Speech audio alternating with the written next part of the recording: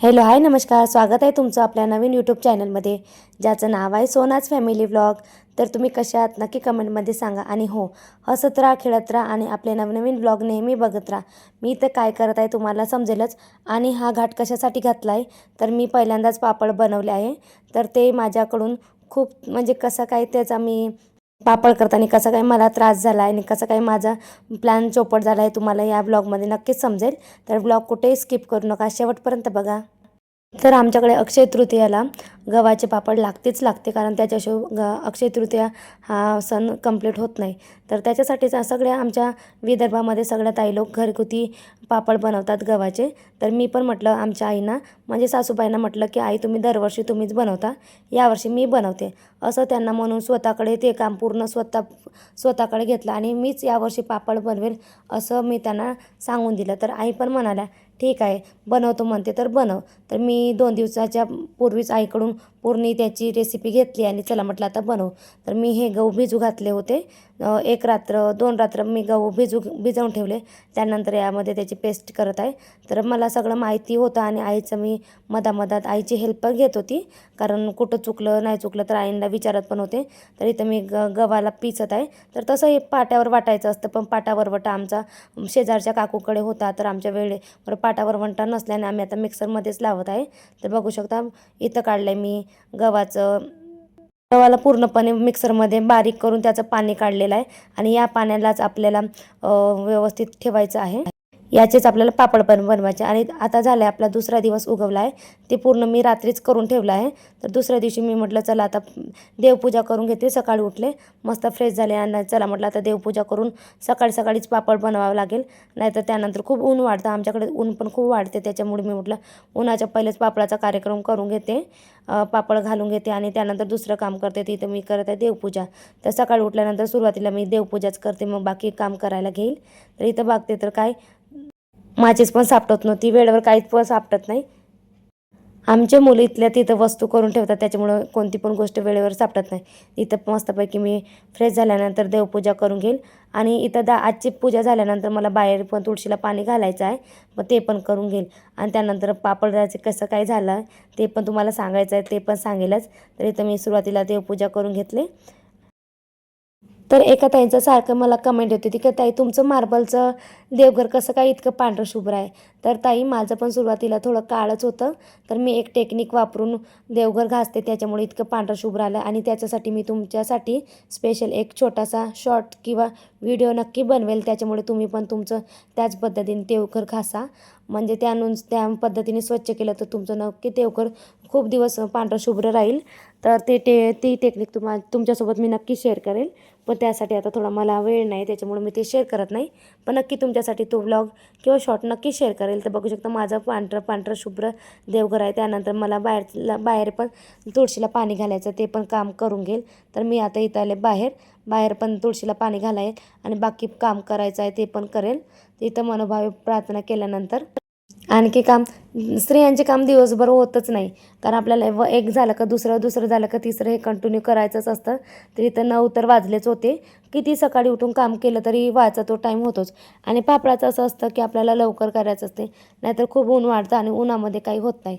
तर मी मग आता आले किचनमध्ये आणि किचनमध्ये बघते तर काय आपण जे वाटण वाटलं होतं ना मिक्सरवर ते एवढंसं निघालं। मला वाटलं भरपूर निघेल, पण माझे एक माहीत नाही वाटण्यात गलती झाली की कुठं प्रॉब्लेम झाला, त्याचं एवढंसं पाणी निघलं।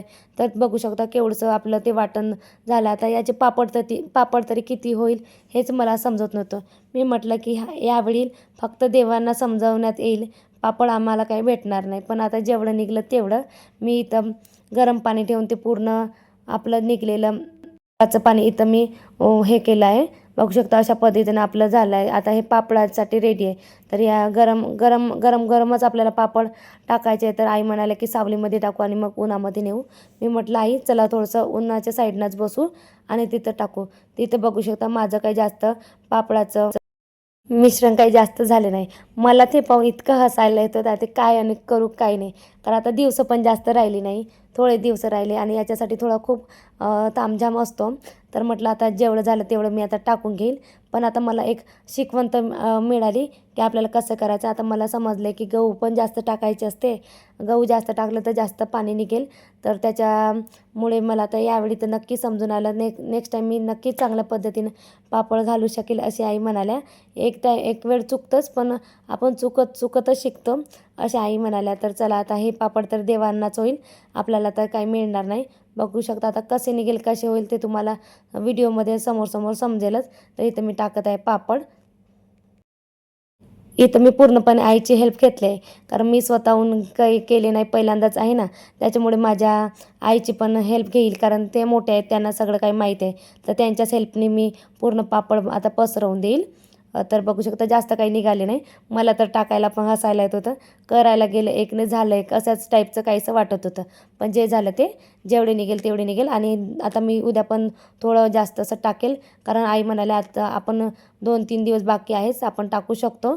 तर मी पुन्हा याच्या पापडासाठी पुन्हा गहू टाकेलच. तरी जेवढे झाले तेवढे. तर हा पहिला आपला अटेम्प्ट आहे. तो सध्या आपला फेल पण म्हणता येत नाही आणि पास पण म्हणता नाही येणार. जे झालं ते झाले. फेल पास दोन्ही पण झालं आहे. तर तुम्ही माझा पहिला अटेम्प्ट फेल झाला की पास झाला हे नक्की कमेंटमध्ये सांगाल. तुमचे कमेंट मला वाचायला नक्की आवडेल. तर असं होतंच, आपण कॉन्फिडंटमध्ये कोणतं काम करायला जातो पण ते कधी चुकतं.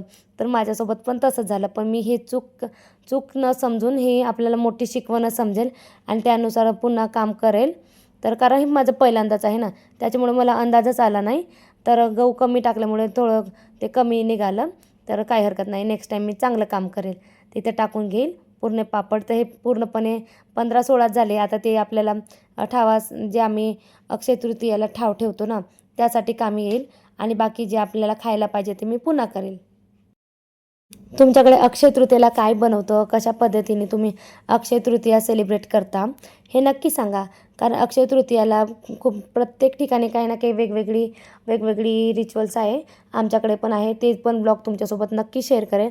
मला ब्लॉग शेअर करायला खूप आवडतं, म्हणून मी वेळात वेळ काढून ब्लॉग शूट करते. कारण मला ब्लॉग शेअर करायला आवडतंच ना, म्हणून मी वेळात वेळ काढून तुमच्यासाठी ब्लॉग शूट करते आणि त्याला छानसं एडिट करून तुमच्यासोबत शेअर करत असते. तर तुम्ही नक्की त्याला स्टार्ट टू एंड बघत चला, छान छान कमेंट करत चला आणि तुमचं प्रेम असंच माझ्या ब्लॉगवर ठेवा.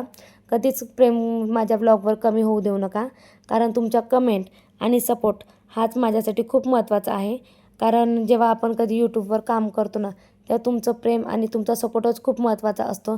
तर असेच प्रेम आणि सपोर्ट करत चला. त्याच्यामुळे मी नक्की तुमचा आभार मानेल.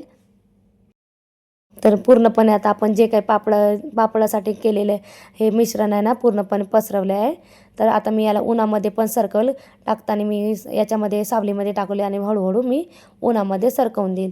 तर तुम्हाला हा माझा ब्लॉग कसा वाटला नक्की कमेंटमध्ये सांगत चला. मला तर खूप हसायला येत होतं. तर मी खूप पापड बनवेल म्हणून केले, पण झाले बघा केवढेसे. तर माझा मुलगा पण आला आणि म्हणायला लागला, मम्मा एवढेसे पापड कोणाकोणाला होईल. तर मी म्हटलं ज्यांना होईल ते खाईल आणि बाकी आपण पाहू. तर असा झाला आपला छोटासा ब्लॉग. तर तुम्हाला कसा वाटला नक्की कमेंटमध्ये सांगा. भेटूया उद्याच्या ब्लॉगमध्ये. तर तोपर्यंत टाटा बाय बाय, धन्यवाद.